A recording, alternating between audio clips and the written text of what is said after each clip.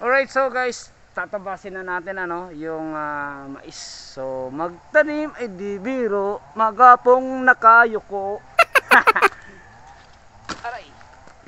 Guys, ito yung tinatawag na talong-talong sa amin, oh. So, wala naman talong yan. Hindi naman, kumbaga parang style talong lang yung kanya.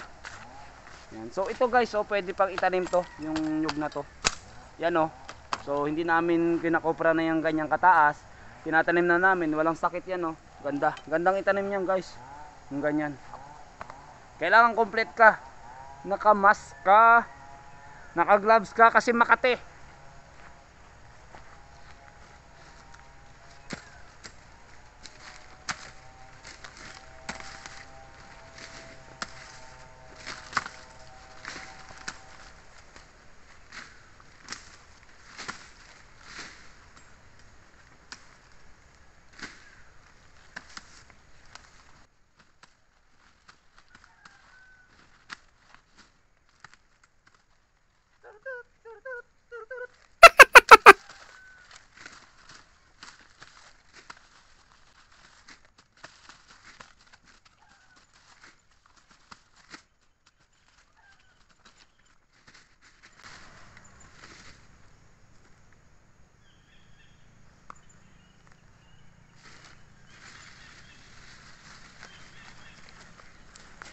Guys, depende yung laki ng mais, oh.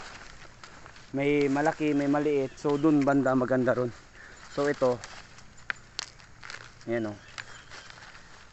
So guys, alam ko itong corn na to, sinasama to sa paggawa ng feeds. Kasi alam ko ay ang paggawa ng feeds, alam ko ay mga 7 types ng nilalagay.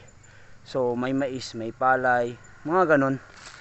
So ito, isang sangkap sa paggawa ng feeds. So paggawa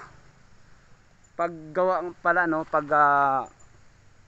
sa mga hindi nakakalam, so kailangan ganito po ang layo ng distance.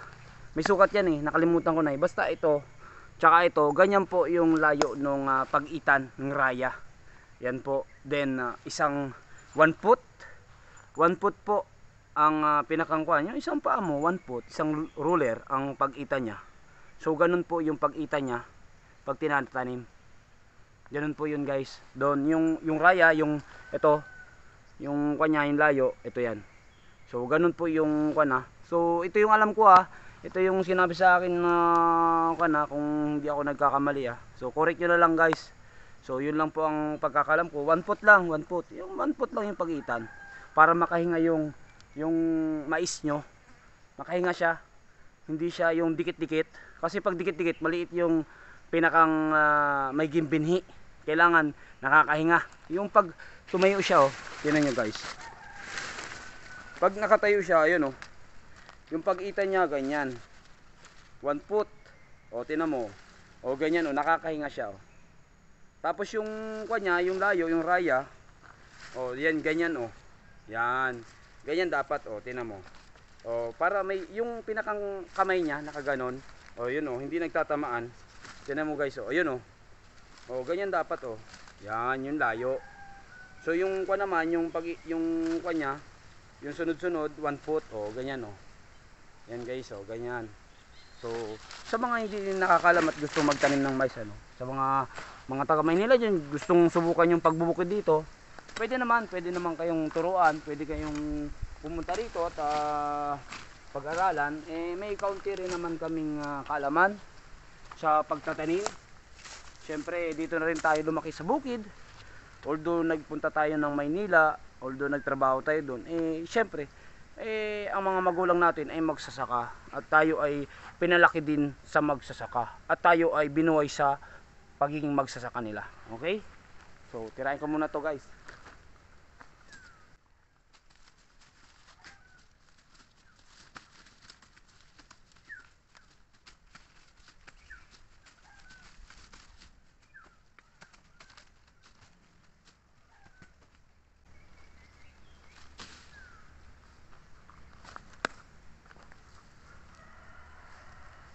So guys nga pala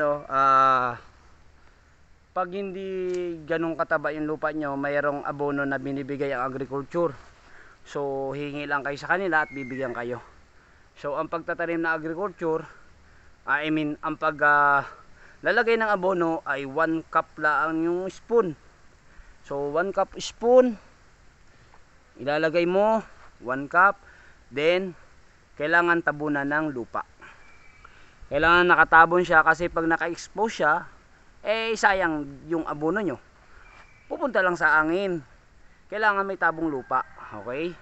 So dapat ang taas nung kanya, yung pinakang mais, ganito po kataas. Yan, ganyan po kataas dapat. Ayan, doon na yung pinakamatibay niya. Andun na yung pinakamatibay niyang katawan, or yun ang alam ko So correct nyo na ako guys dapat ganito kataas. Yan, yung ganito. May sinasabi si sir hindi ko lang makuha yung punto. Okay? So doon na tayo.